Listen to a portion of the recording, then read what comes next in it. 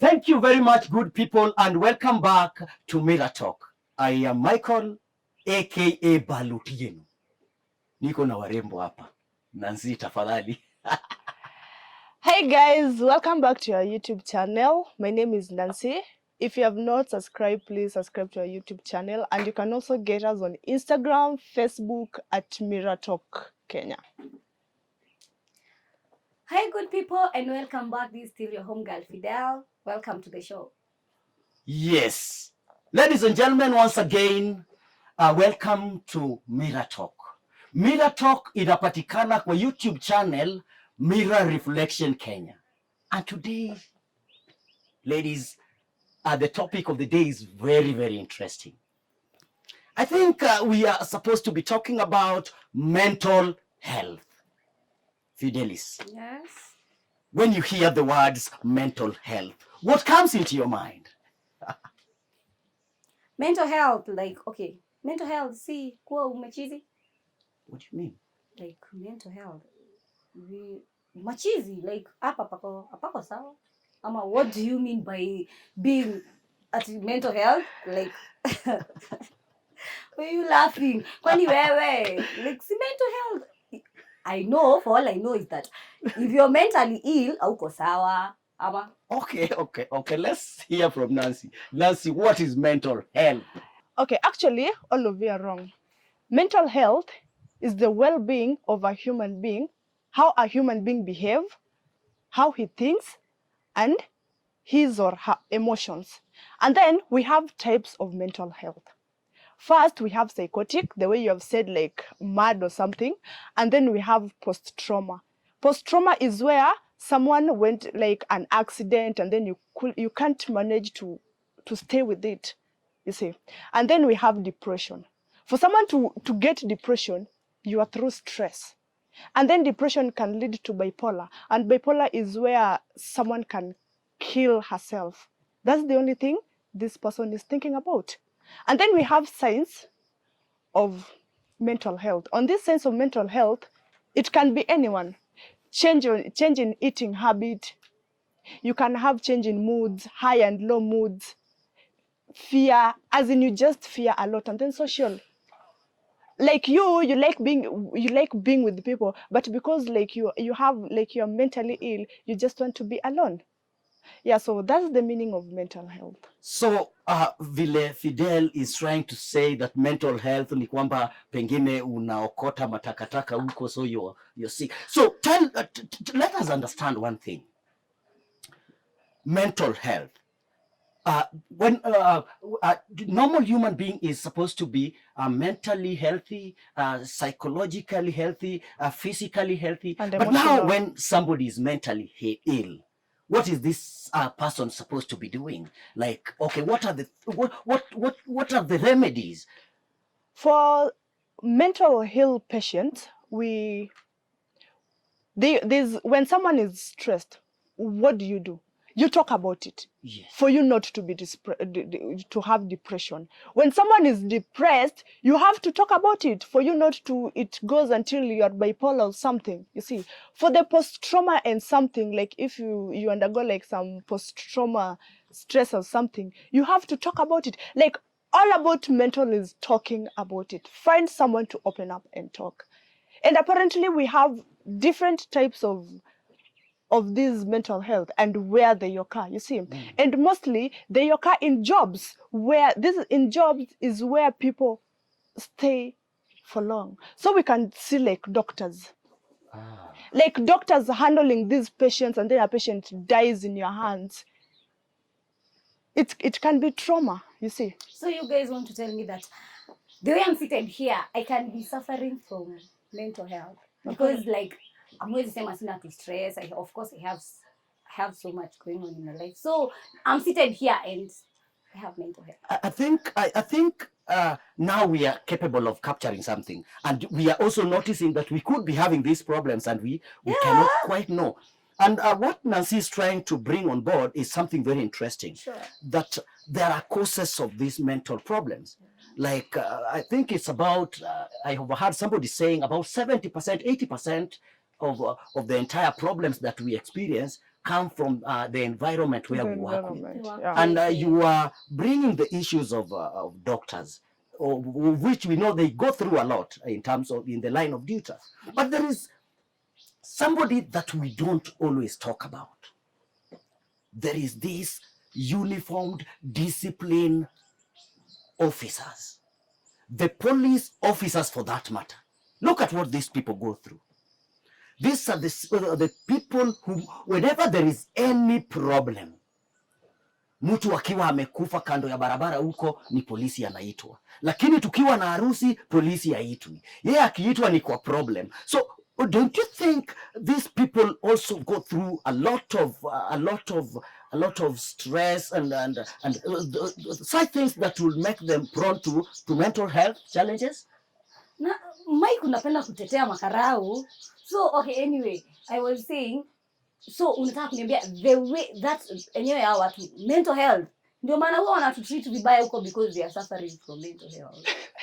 I'm not saying you are tearing the same guys wenye no, what we are trying to look at, because as our friend Nancy has just brought it, that the environment, the job environment, is the major cause of mental mental cases that we have. And then we have to go through to look at these people. These are people whom we live with daily. You know, for a doctor, you only have to see a doctor when you're sick or when your neighbor is, or somebody close to you is sick. But a police officer is there everywhere, every time we have bad cases. Even a police officer, utamuona sasa umeenda police station ku report crime. Otherwise, labda akuje kukutafuta. But we were saying we only find the doctors in the hospital when we go there. Ata police intampata tu police station nikijipeleka unless he comes finding me. What of when they are doing their patrols, because the job is not only in the police station. These guys work like animals. How can you even have pity to such people, Mike? Mimi nihurumia ule mtu mwenye ati kinipeleka station. We can't walk with the guy. He must grab me like this. What is the essence of that? But you know how it is I hard. don't know. Fidel, let me just bring it to you like this. Do you know how it's hard to work with the common mwananchi out here? And do you know how it is hard being around those guys that you are trying to talk? We don't, by the way, people out here. Mike and Fidel. Yeah. Atene tuweke hao mapolisi, like one of them is our father. One of them is our brother. One of them is like our son or daughters. Acha tuiweke hivyo. So this person, huyo policeman amezaliwa na mwanamke kama wewe vile ulizaliwa. And the pain that your mother went through, ama my mother, is the same pain their parent did. Exactly. And actually, these people pass through a lot. And actually, mimi ningesema kama if they don't have any person they talk to or any mental hospital or something, they should have one. Because first, line of duty. Yes. Let's talk about line of duty. Yes. Wametumwa, let's say Marsabit. You talked about Marsabit last time. Yes. Let's say Marsabit. Tumenda sisi watatu hivi. Yes. And then uende urudi peke yako. Sisi tulikufa. It's something that is going to disturb you for Fidel acha kwanza nimalize. It's something inaenda kukusumbua for the rest of your life. You went with your best friend for war, umerudi peke yako. Yes. And then vile umerudi hivi, you never even went to talk to anyone.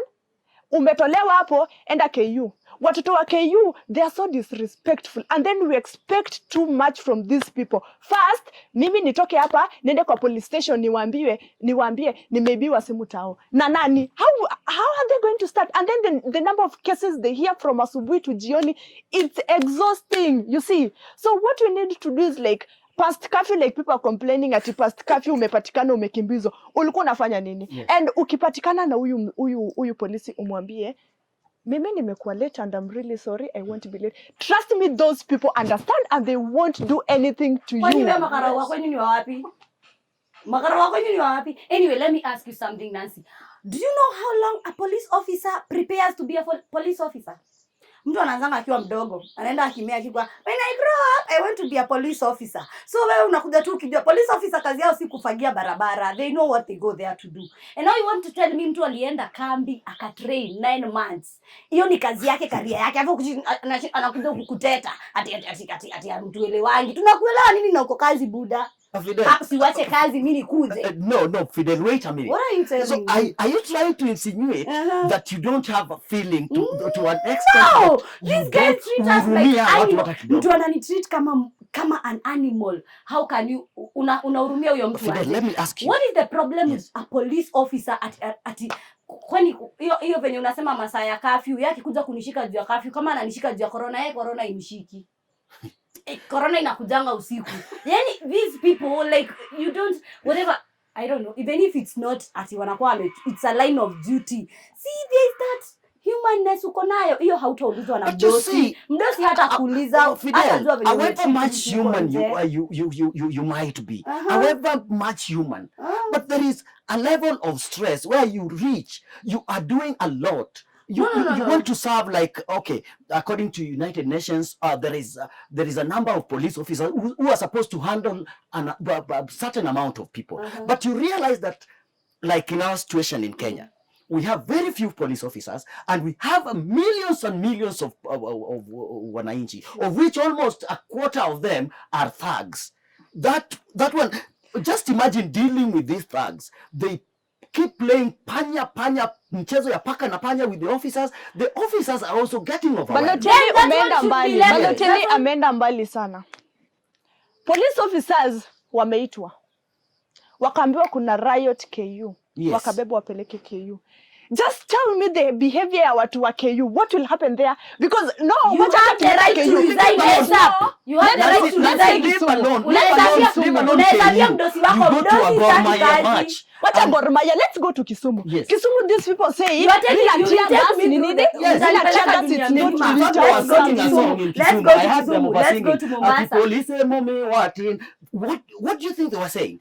The policemen who have been brought here are so few and they are not able to do anything. So they can imagine your dad or your sister or your brother or your nephew is doing this particular shauri yake yeye ndo alienda kambi akarikutiwa miezi 9. Si angeenda afungue kibanda kama by the way hebu enda uuliza watu wenye wako na kibanda. So bwana ngina watu they don't carry dead bodies. But you went from your mother's house uende ukakwe police officer. That is your stand. Own it. We can do nothing about it. We can do nothing about it. The only thing we are going to say is we can do nothing about Kenyans, we are so ignorant. We are not ignorant. We are so disrespectful. And then the thing is, if we have people like Fidel here controlling us, I do not know where we could go. Very far. We could. We have tried viewers. Let's try Fidel, Mike. What I'm saying is like people are ignorant. Very ignorant. The thing is until imekufikia ukona ndio hii kwa mlango yako my son is a policeman.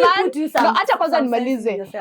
Imekufikia kwa mlango yako my son is a policeman and this is how this guy feels akienda huko and do that. That is the time it hits people because utapata like people go to riot wanaenda wana maandamano until beste yako ama mtu karibu yako ameuliwa ndio utakuja kufeel like kumbe maandamano ni mbaya. Sitafeel sana. Nitaomboleza tu ameenda lakini sitafeel si alikuwa kazi. Unasikia they say there's something they say sijui in the line of duty. Sijui what a policeman. Alafu mtu amejitolea muda. Amejitolea. Madam Fidel, look at it this way. I was saying is our watu wanafunzwa for 9 months. Wamefunzwa to protect us. But wacha nikuulize ni 9 months. Sasa watu wakinini watu wakitoka hapa waende for example Garissa. They go fight the terrorist or something. Wameenda because wameenda huko kufight because wanatulinda sisi usalama yao iko wapi? They are fighting because wana fight na wanarusha hizo guns anytime hiyo gun inaweza mpata na anajua haezi rudi at a point. These people lives wako kazi wanatafuta pesa so wanakuwa kitafuta pesa. No you're telling me you are kid.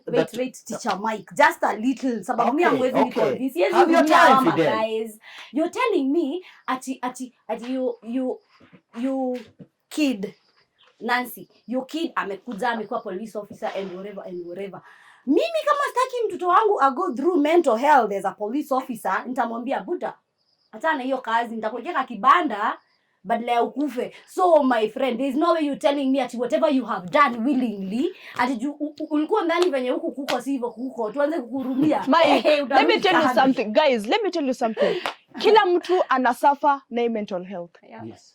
We are talking about the policemen because I feel like they suffer a lot. As in kuna kazi zingine these people are doing, like actually just taking that gun awe mtu. It's not an easy thing because ajandikiwa kwa Bible, you as a policeman you have to kill. You see, and then secondly unasema utafungulia mtoto wako kibanda. That kibanda pia atakuwa na suffer mental health because amke asubuhi kuanzia asubuhi hadi jioni auze 20 bob nyanya. Na sasa kujua hurumia mtu wa kibanda unahurumia police officer kwa nini? Because kuna disrespect for as in you people are so disrespectful. And then ngoja kwanza nimalize. These people suffer a lot. As in these people hawana mtu wa kuongelelea. Watu ni watu wenye tunawaitanga kama accident imefanyika, kujeni mbeba mwili. They carry those bodies. Mguu iko huko, kichwa huko wanabeba. The same people, we call them kama kuna vita mahali, we call them. We call them tumepata mwili town imeanguka, we call them. But acha nikuulize, umaifikiria tu ukae hivi chini ati nao kuna harusi, acha tuite mapolisi wakuje wa celebrate na sisi. Because mumeka hiyo mentality, these people are bad, they are not supposed to be given anything good, but it's not that bad. We have to stop that. They don't behave like this. Mimi siwezi enda ati niite mtu kwa harusi yangu akuja kule mchele na tukipatana na huku kesho ati bila mask ati Fidel, there is something that you don't understand. I don't understand. There is something that you've just said that shows me that you do not understand why we are in this world in the first place. In this world, ladies and gentlemen, we are supposed to do service to each other. Yeah. That is the major purpose that God created us for. If you're not a footballer, there is somebody who is playing football. If you're not a fisherman, there is somebody who is doing another thing. So that we complement each other. And the people who guard our lives and property, the police officers, they are doing very good job. And then because of this good job, this noble job that they're doing, they go through a lot. Yeah. Because look at it. I believe, I do not know the exact number, but I think our police officers, the entire number of the police officers in this country cannot reach 200,000. And look at the population. We are about 50 million. Teacher Mike. So Mike, that's why Mike, let me tell you point. something, Fidel. Yes. Fidel is saying, now that umeenda training for 9 months, ati mbona usitoroke, tumengoja 9 mpaka 6, imepita 7 utoroke. Let's just assume there's no policeman in Kenya. Acha tuweke in that perspective. Hakuna policeman in Kenya. Niambie tu ni watu wangapi wangekuwa wamekufa na ile watu as in these people do a lot. Yes. Now they do a lot because kumbuka siku ya Westgate. Acha tuwe siku ya Westgate. Yes. These people were called wakakuja. Watu walikuwa ndani. What were they told? Kuna watu ndani, make sure they come out safe. Wewe kuambiwa make sure you come out safe. Ni hao watu walikuwa nafaa kuwaleta safe. And then on the line of duty uliwe ama beshti yako akufe. How does that feel? Sio ndo wanalipiangwa. So I was saying this. That's why for killing. Umesema ati in this world kila mtu akona stand yake, so we survive. Fisherman. So ukiona kwa fisherman hakuna stress zenye ziko huko kwa karao, kuwa tu mtega samaki. Ukienda kwa karao, jua you are going there to own it. Usitake huruma. Own it. So Mike, wacha kuniambia ati lazima kila mtu lazima kuwe na karao, yes, lakini let the policemen be. Kuna wenye wapendi kuhurumiwa by the way. Mimi nimekuuliza Mike, mimi nihurumie mtu mwenye ananishika hivi akinipeleka police station. Kwani hata si anishike mkono kama hataki nitoroke, si anishike mkono twende hadi stage. Let me ask you something. I think you can bear me witness just a minute. For a police officer to manhandle you, let's say at the time of arrest, for him to arrest you, like use a bit of force, you have to you must have done something. Guys, you cannot just be there. A police officer can just not meet you and tell you to stand, and then you stand, and then Lavington. Hizi ghetto zetu ndo unasema ati police officer before kushika hivi lazima umefanyia kitu. The ghetto, ladies and gentlemen, I know this is a true story. In the ghettos is where we have a lot of crooked people. Even us, we come from the ghetto, and we know what we do with the affandes in the ghettos. We don't, even if we know that guy is a thief, we don't tell affandes we always take that afandes ndio wabaya. We don't give them any information.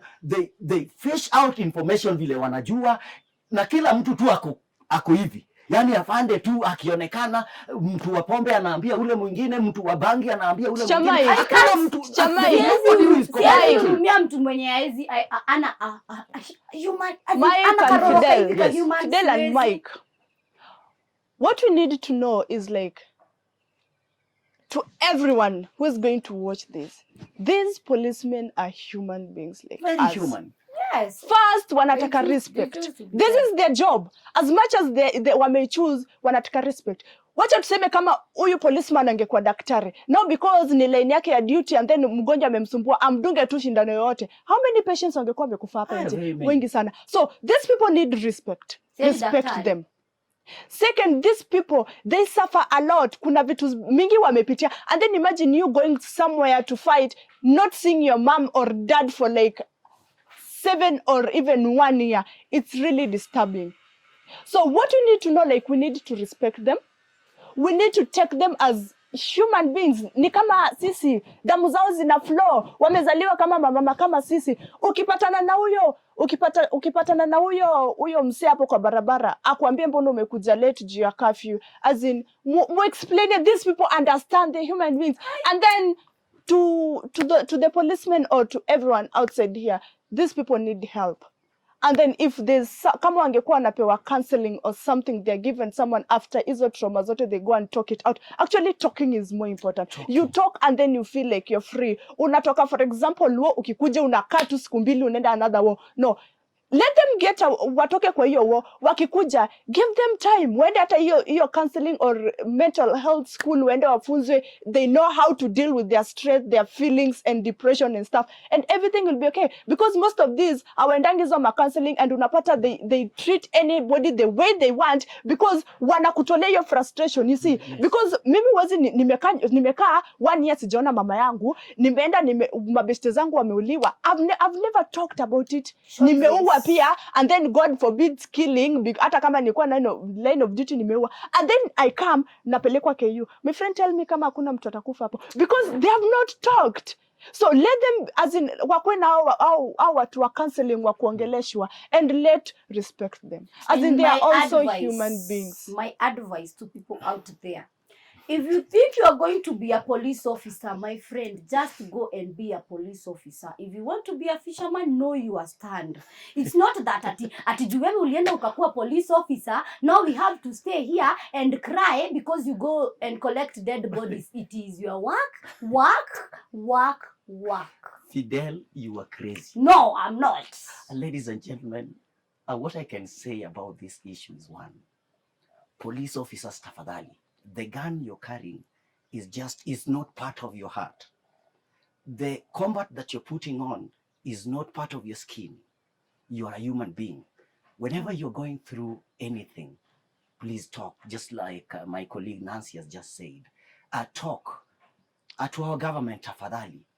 Let us initiate some kind of programs where our police officers have a place to talk, a place to cry, because we know you have tears but unaficha. Please, tafadhali, ndio depression is to talk at you. The more you are depressed, the more we suffer. So tafadhali, before we could leave, Nancy, I think. And may I want to say, like, mental health is something nimbaya. It can kill. Depression kill. Tumeona watu wangapi hapo wamejiua because of depression. Watu wengi sana. And then they get to be bipolar, and then the only thing you think about is just killing yourself. Mnaenda mnasikia beshte yenu amejiua or something. And may I want to say to the police officers, like, if anyone is going to listen to this, like, let your mental health school or counseling be, it shouldn't be inakwanga optional ama compulsory. It should be compulsory. I think inafaa ikuwe hapo. As in, these people, after facing all the shit, when you come back, it's compulsory for you to go to mental health hospital, and then you go and get counseled, and then you talk all your problems. And trust me, we are going to, as in, we will be heading somewhere good. In fact, just to add on what, trust me, yeah, it will be such a good world because our two, we care about our inaitwa madaktari wakistrike dakika moja, manases wakistrike sijua nani what about them? The police What officers about don't them? even Because they strike, don't my talk. friend. Let them talk. Mimi, your mental health school should be compulsory, and these people should talk. Do you know why? Do you know why police officers are treated like that? Because they behave so much like not humans. They want like hadi akipita tu anataka tu akinusiwa tu. Ukinusia karao anapita hata mate usiteme. Yani if they treat us like that and huyo mtu anataka treat softly. So please treat us good. We are going to treat you good. There is something, No. you're saying here. Like you want me to tell me that like... ati akipita ghetto chom pale yani hawa tunakuwa wametuweka baridi kabisa. That's why we don't even like kind fear them. We hate them. The thing is, hiyo ni mentality yenye tumeka. Unaona ile ku grow up. Let me finish. Would you run away from a policeman if you are not guilty? My you friend, can't. Ukikuta ule mtu anakimbia, mimi nitakimbia. Mimi nikipatana na polisi nimuone tu ndio huyo anakuja na mimi niko chuo. Mimi nitakimbia. Protection is better than cure. But la nisimame niendange huko mbele. I swear these people arrest you for nothing. Sidanganyi Mike. I'm a victim. Tunatembea town. Unasikia umeshikanishwa huku hivi nyuma. Akiona huruma, ukienda huko ndani tunaenda kuambiwa na jaji. Ati wanaitanga nini? Drunk and disorder. Mimi na nilikuwa natembea town. So these guys like, so the thing is hiyo ni mentality yenye tumeka. You see like growing up and then una grow up ukiwa na ile fear like policemen are bad. Yes. These people are not bad. These people are human beings. These people are our brothers. They are our fathers. These people are our brothers. Then they should show you us. can imagine. Let me they should show us. You mean all I know about them is that they are so guy, I don't know, they are so one. So like let me give an example ya mapolisi wa US or something. These people go to war, wanarudi after seven ama wanarudi after 2 years or something. Do you see the YouTube how their mothers, their daughters cry wakiona to their dad is back?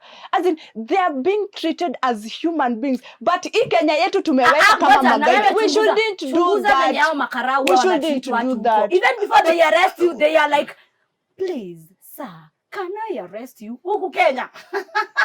But now, if the kind of conversation that we have here, we should treat them well. Yeah, if we so expect to be treated. They should waanze turudi. Mimi kesho nikishikwa na karau na hapa hivi kwa heshima. Hiyo siku nyingine nitakuja niambie Mike hana wameche. Guys, they suffer mental health a lot. These people suffer, wanasuffer sana.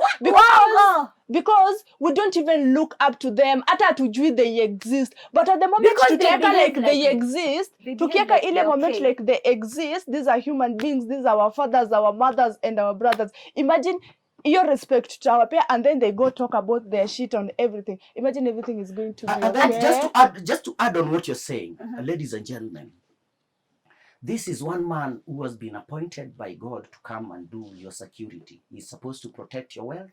He's supposed to protect your life. He's supposed to protect your everything. Respect. And then you people out here, we people, hata story tu ya mask peke yake unangojea afande ndiye akuone ndiye uvae mask. What do you expect? We overwhelm these people. There are small mistakes that we shouldn't do. Let the police officers be handling issues that are mega. Si ati kila kitu ile imefanyika, mtoto amemwaga uji, polisi anaitwa.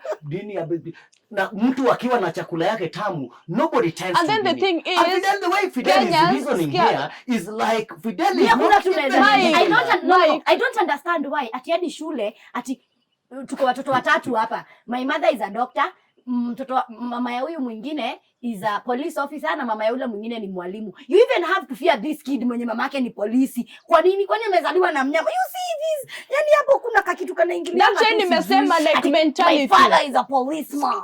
Kwa nini? Yani because even the kids knows. Mapolisi wa Kenya akisimama tu mbele yako hadi kama hauna makosa, you're guilty of anything. That's why tumesema Fidel.